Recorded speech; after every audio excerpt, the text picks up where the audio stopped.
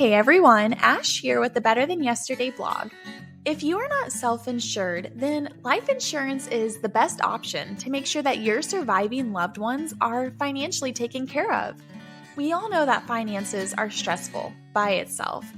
So can you imagine having to deal with a huge financial burden while grieving the loss of a loved one? The best way to show your love is to lift the financial burden from your family's shoulders. And life insurance is the best way to do that when you can't self-insure. So let's figure out how much you need. First, we need to go over what life insurance covers so that you understand how much you need and why. Download the free life insurance template to follow along. In the About section, you will fill out your age, marital status, number of children living at home, and annual income. The first 3 questions are necessary to evaluate how long your life insurance policy needs to last. If you are married with 3 young children, then you need a term life insurance policy that lasts about 15 to 20 years long. The goal is, once the term life insurance policy is up, the children should be supporting themselves and you should be financially stable enough to self-insure. Now, the annual income is multiplied by 12.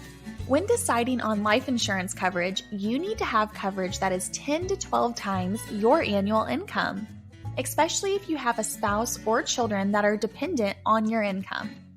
And if you're a stay-at-home spouse, do not leave the annual income blank. You may not bring in any income, but you do keep income from going out the door. So, stay-at-home spouses need to calculate their annual income by the value of household services that they provide.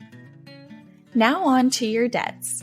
Again, the goal of life insurance is to prevent your loved ones from dealing with financial burdens after you're gone. So that means getting life insurance coverage to take care of your debts is a must. Now that we've covered your income and debts, it's time to add in coverage for other expenses. This section is a catch-all for expenses that you'd like your family to just be covered with. Whatever it is for your situation, this section will get you thinking on what other expenses your loved ones may be faced with and how you'd like to help them. Now on to your savings.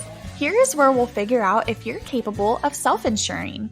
If your savings, which consists of retirement, savings, and other investment accounts, is greater than your coverage that you've figured so far, then you are able to self-insure.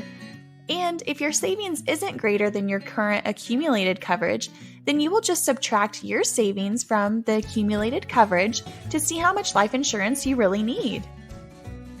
Of course, this is just a generic calculation to give you an idea of how much coverage you may need. Everyone's situation is different, so always consult with a professional on your specific situation. Hopefully this gets you thinking about your life insurance coverage. If you aren't self-insured, please make this a priority and don't let another day go by being unprotected.